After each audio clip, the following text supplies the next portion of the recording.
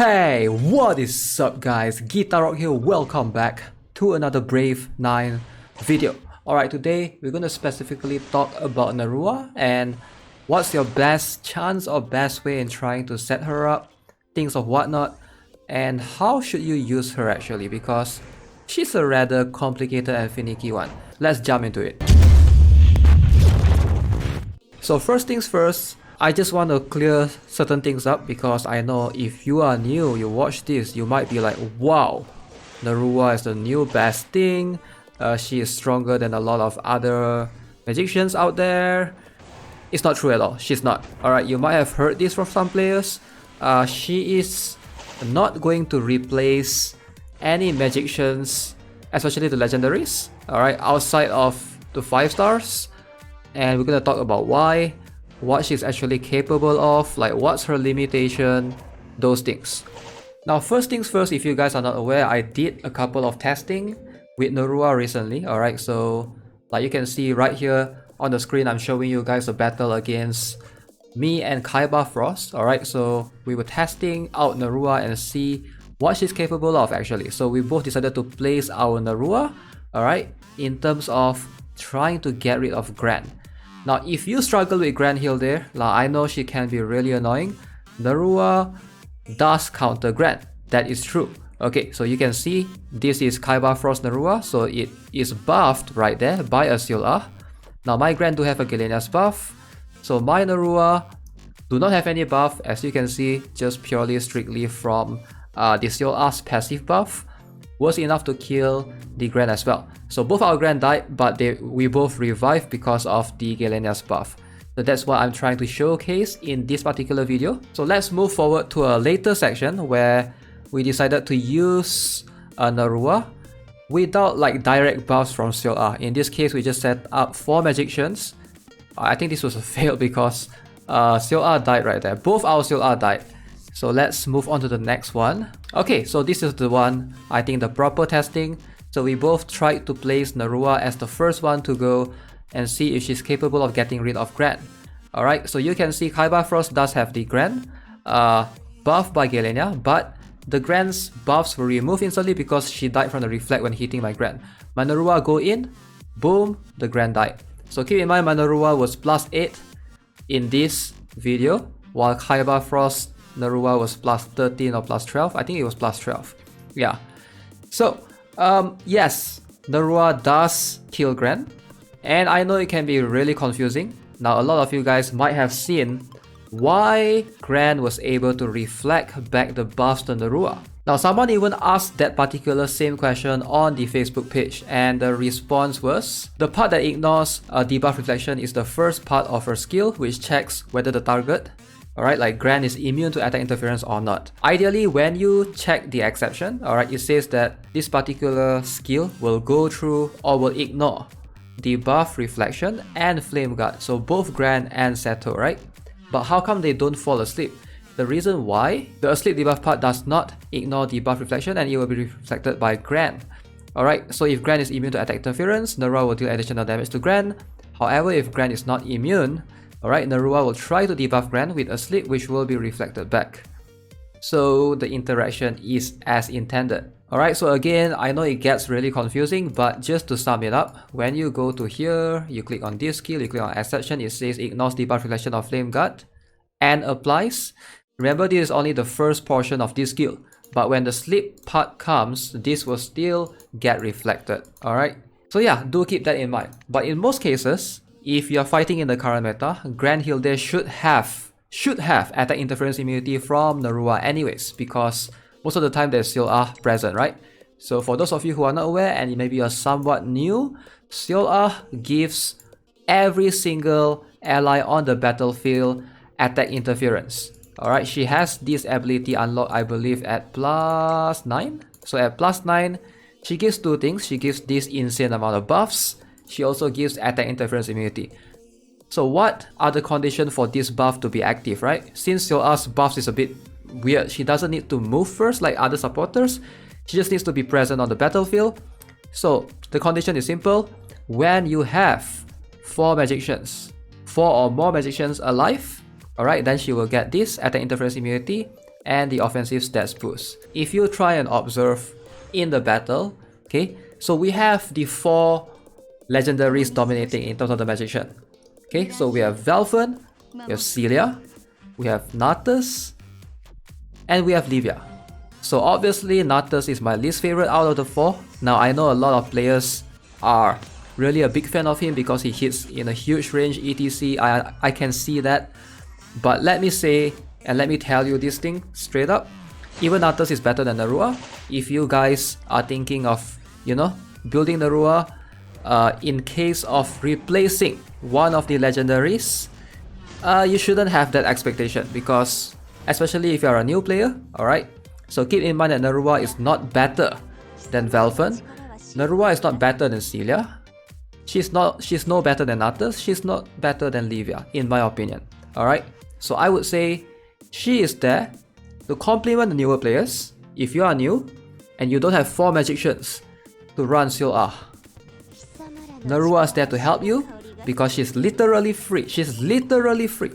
The Gate of Chaos in the current season is not difficult at all. Like almost anyone could tackle through it, breeze through it easily, unless you mess up somewhere where you have that cute cat, you know, somewhat still alive, and then you just can't deal with it. Follow my guides. Alright, I already posted all the guides, chapter 1 to chapter 3, how you can beat all of it. Alright, so Nerua should be attainable for everyone. So you shouldn't have such a high hopes for her. Now, who is she gonna counter, right? If you are building Nerua, who is she gonna counter? I feel like she counters Gran pretty well, and she does get rid of Seer relatively well as well. Now let's talk about setting up. This is where players start getting confused, because like, how do you set up a Nerua? You might have seen some battles that your Nerua doesn't do much, or your Nerua just dies, etc. Now, the best way to set up Nerua is to just let her go first. Alright, that's the best way. Nerua needs to go first. If you don't let her go first, she will die. Eventually she will die. In my previous video, I did say before something about running Celia comp. You have 4 magicians, so that means you're going to be super vulnerable to a lot of things. So if you really want to run 4 magicians, you want to run a full Celia comp, your best bet is to have a strong taunt. Alright, a very strong taunter. Like in the current meta, in my opinion, you know, just don't invest in Bane, don't invest in Kaelin. Like, those are just not worth it. The only 2 taunters that's worth investing in right now is Gran, Hilder, and Seer. Gran is going to be more expensive for most players, so keep that in mind. Seer is going to be cheaper alternative to a lot of players, especially for the new ones, right? Why do you want to use Nerua as the first one, right? A lot of players have taunts available, okay? So a lot of players have taunt. Like in this case, you can see the enemy they are fighting against have Gran, Hilder. This guy has Bane. He has 2 taunt. Okay, so Nerua checks that boxes in getting rid of enemy taunt. Alright, so in this case, my Nerua didn't do much. The Bane did die, alright, but the Gran was still alive. But at the end of the day, you know, it depends on a lot of things. The reason why the Gran didn't die right there is because the enemy Celia died. So therefore, she did that sleeping thing, but then it was reflected back into her. It's really complicated. So if you kill enemy Celia, Nerua is not that strong versus Gran. But if enemy Celia is still alive, then Nerua is very solid versus Gran, right? So you can tell that she's really finicky to try to set up. And like I mentioned, ideally I would say go with her as the first one. I would say that's the best one. Nerua first. But then there's a problem where if you have Celia, you would ideally let Celia go first, because Celia is a better first magician to go as a better initiator compared to Nerua. It's either Celia or Velfen, right? So if you have Celia or Velfen, so obviously those 2 are going to be better. But if you do not have any of those 2 legendaries that I mentioned, then Nerua is going to fit that role. Now, one more reason why I would say that you want to let her go first is because of Celia. Right now, almost everyone is using Celia in their comp. You can see, everywhere. There's a Celia literally everywhere. And the problem is, Celia counters Nerua very hard, alright? Celia is the best counter to Nerua. Celia's tower range is really huge. Nerua doesn't have much HP. And from what I gather, Nerua is a bit complicated. While you might think, okay, how come Celia counters Nerua? she does have this skill which gives 150% defense, right? The problem is Celia nullifies that skill. Alright, Celia literally nullifies this particular skill, which I'm gonna try to showcase in this battle right here. And one more thing is, if enemy has Helga, buff prohibition, your Narua won't be able to activate this skill as well. Alright, so that's something to keep in mind. And Helga is still quite common, okay? So as you guys can see here, I'm going to go in first with Nerua. Okay, so you can see, in this case, I was buff prohibited because I hit Mamone. So therefore, I couldn't have my 150% defense. So that is also a problem, right? That is also a problem. Even though there's no Helga here, but I hit a Mamone. So therefore, buff prohibition, and therefore I could not get my 150% defense up. Therefore, Celia kills me. Now, Nerua doesn't have high HP, so that is going to be a problem. Let's try to find a battle. So this is me in defense, alright? So hopefully this can illustrate what I'm trying to explain. We're going to try to slow this down, of course, so that we can actually try to imagine that I'm attacking first. So this is me defending, okay? This is me in defensive formation. So enemy is attacking, so it's going to go with Vals, take care of my Grand, whatever. And I'm going with everyone. So we want to talk about round 2. Because round 2 is where the proper information comes, right? So, Celia one-shots Nerua. We all know that, okay? So if you are attacking, right, to benefit from Nerua, you have to make your Nerua move first. And personally, I don't like that. Your Nerua needs to move first so that you get this 150% defense. Or else, if you let your Velfen move first, for example, then it's enemy's turn.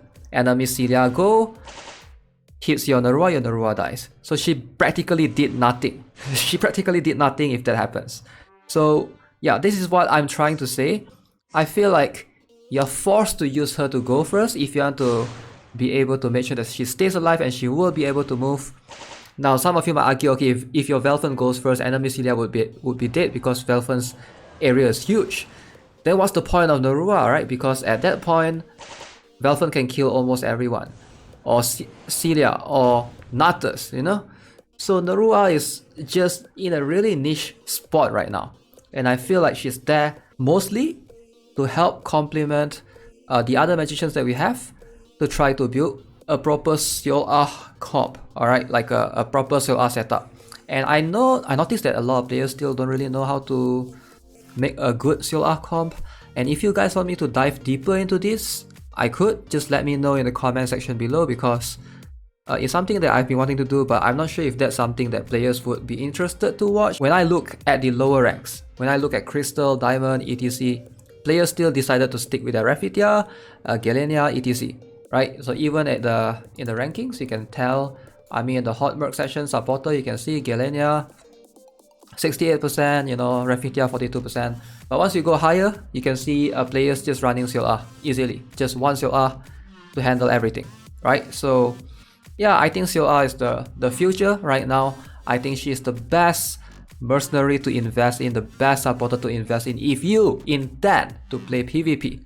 A lot of players have been saying, okay, so with Narua, will that make Celia obsolete? Absolutely not, because her value is insane. Alright, just because Narua counters Celia doesn't mean that, you know, players will stop using Celia. Because remember, Narua only counters Celia if there's a lot of ways that Narua cannot counter Celia. Because most Celia comp, like I mentioned, a taunt has a taunt to have. They have Grand, they have Seer. Your Narua will most likely hit them first. You know, you get what I mean? Your Narua will hit them first. If you do not put Narua to go first, let's say you put a Livia to go first to kill their Grand or their Seer, then after your Livia move, it's their turn to move, their Celia will kill your Narua, so your Narua will not ever have to move at all. So you get what I'm trying to say. So in the end, it's not that simple. I don't think Narua counters Celia as much as players would like to see. In proper battle, when you watch, it just becomes super situational. And also, granted, yes, if you know, the enemy have the attack interference immunity, keep in mind, Celia may die in round 1, right? So if Celia dies in round 1, so she will not be able to activate this insane barrier ignoring additional damage. She will only make them asleep. So at the end of the day, it's not that big of a deal. So yeah, I feel like when you look at theory and when you try out a mercenary in practice, it's just different. I am curious to see how well she will work in the World Arena, because I know February is coming soon. We're gonna have like a couple more days and then we're gonna have February's World Arena, and then I'm gonna try her out, test her out as much as I can, hopefully see how well she fits, because right now I don't think she's that strong in the regular arena. It's just because the Velfen, Celia and Livia is just so strong. And yeah, she might be the best 4th magician, the 4th child if you want to, but you know, we already have Valter, we already have Helga, and those magicians they are pretty solid as well. Like, they are not bad by any means. Frisha as well. So you have to consider that Nerua is a good free option. Mostly, in my opinion, is used to counter taunts. Alright, if I were to compare with all the current magicians right now, okay, if I were to look at this list, I'm gonna say her role is gonna be very similar to Livia, where she does a lot of damage to counter taunters, alright, those that can taunt. But Livia is just better because direct damage and stuff, right? Narua doesn't deal with 100% defense, so that's something that you have to keep in mind. So far, we don't really have a taunter that can reach 100% defense yet, except for Bane, but like, he's no longer in the meta. Is he? Let's have a look.